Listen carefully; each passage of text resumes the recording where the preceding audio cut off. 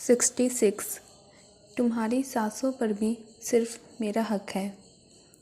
अब तक आपने पढ़ा वही कोई और भी था जिसकी रातों की नींद और जिनका चैन उड़ा हुआ था। एक अंधेरे कमरे में एक बड़े से प्रोजेक्टर पर एक प्यारी सी लड़की की तस्वीर एक के बाद एक आई जा रही थी। उस तस्वीर के सामने बैठा शख्स उस तस्वीर वाली लड़की को अपनी आंखों में गहरी जुनूनियत लिए देख रहा था। वो शख्स पिछले 5 घंटे से बिना अपनी जगह से हिले उस तस्वीर में खोया हुआ था। तभी वहाँ उसका एक नौकर उसे खाना और जूस सर्व करने आता है, जिसकी नज़र सामने चल रही तस्वीर पर चली जाती है। अपने सामने इतनी प्यारी और सुंदर लड़की को देखकर वो सर्वेंट भी उस लड़की को प्यार से देखने लगता है।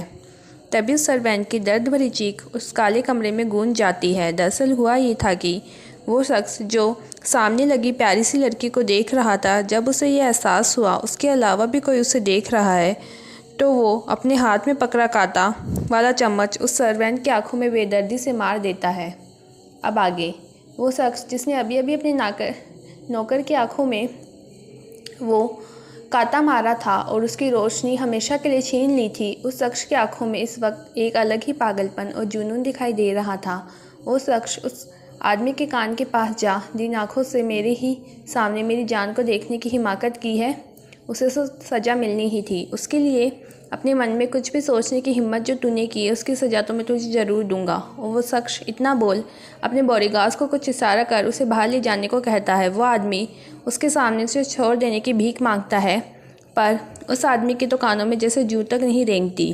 वो शख्स उस लड़की की वीडियो को रोक उसकी तस्वीर के पास देखा जानू, मैंने कैसे उसे सज़ा दी? तुम्हें देखने का हक तो सिर्फ मेरा है, न फिर कोई और तुम्हें मेरे अलावा कैसे देख सकता है।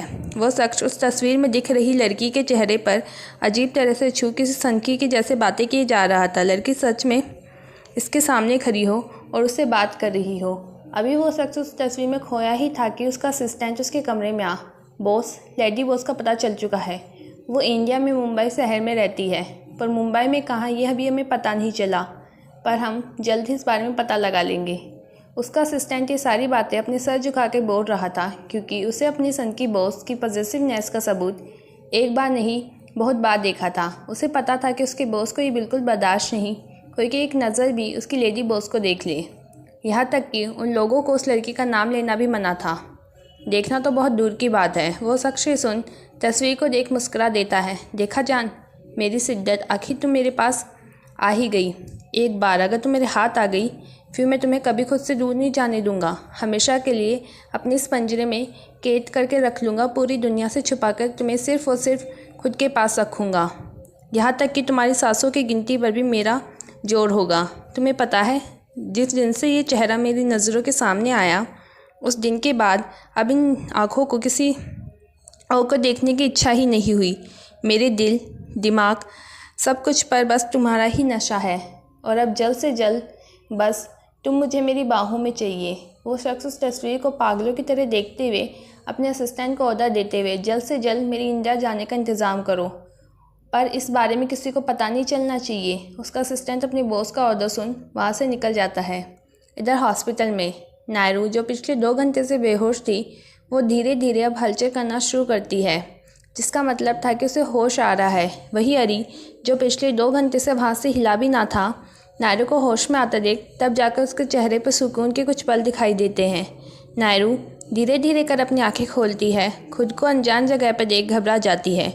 तो क्या लगता है आप लोगों को, क्या होगा नायरू का रिएक्शन होश में आने के बाद?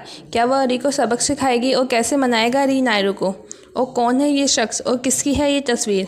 आप लोग सोचें और मुझे कमेंट करके ज़रूर बताएं। आज के लिए बस इतना ही।